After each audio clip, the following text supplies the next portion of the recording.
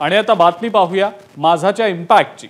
लाडकी बहीण योजनेचा फायदा घेण्यासाठी महिलांनी मोठी गर्दी केली आणि गर्दीचा फायदा उचलत अमरावतीमध्ये एका तलाठ्यानं नोंदणीसाठी महिलांकडून पैसे उकळण्याचा प्रयत्न केला।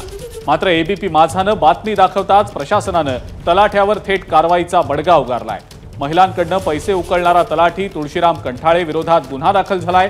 त्याला बडतर्फ करण्याबाबत सरकार निर्णय घेणार असल्याचं आज उपमुख्यमंत्री फडणवीस यांनी सांगितलेलं आहे।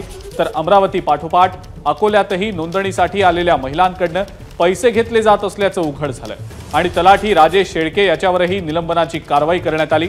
लाडकी बहीण योजनेत होणाऱ्या या घोळाबाबत माहिती घेत मुख्यमंत्री आणि उपमुख्यमंत्र्यांनी भ्रष्टाचार करणाऱ्यांवर कठोर कारवाई करण्याचे आदेश दिले।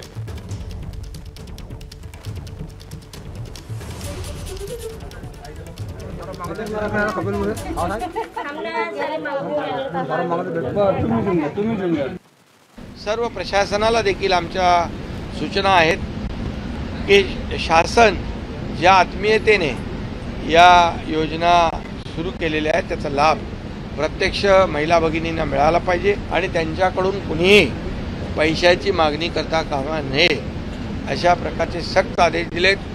यामध्ये कोणी लापरवाही करेल त्याच्यावर कठोर कारवाई केली जाईल हेही आम्ही सांगितलेलं आहे। कोणीही एजंटच्या नादी लागू नका। कोणी जर एजंट येत असेल तर तक्रार करा। अमरावतीमध्ये एका सरकारी कर्मचाऱ्यांनी गडबड करण्याचा प्रयत्न केला। काल त्याला नोकरीतनं काढून टाकलं, सस्पेंड केलं आणि त्याला बडतर्फ देखील करण्याचा विचार राज्य सरकार करत आहे। एबीपी माझा, उघडा डोळे बघा नीट।